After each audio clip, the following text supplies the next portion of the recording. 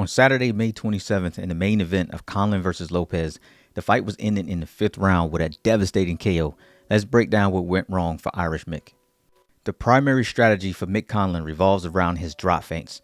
The drop feint is a deceptive technique used to create a 50-50 mix-up for your opponent, which can create openings and disrupt your opponent's defense. The purpose of the drop feint is to make your opponent misread the high-low possibility and react to a defensive movement, which you can then exploit with a counterpunch or a different offensive maneuver yourself. On the defensive end for Mick, one of his primary forms of defense to avoid incoming punches is to drop under them. Some of this is instinctual and sometimes off of a solid read, but habitual dropping can be problematic, especially for Mick, and here's why.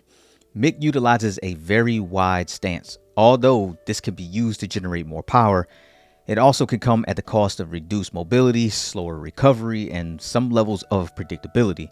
To add on, Mick chooses to engage at mid-range. Fighting at mid-range poses unique challenges, as this is a range where both fighters are within striking distance of each other, but not too close for clinching and or too far for effective long-range attacks.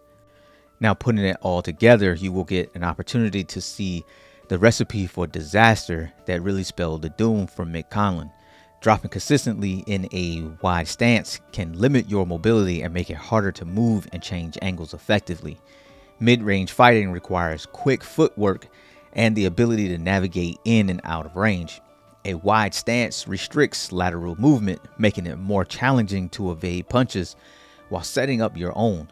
This limitation can leave you vulnerable to opponents who can capitalize on that stationary position.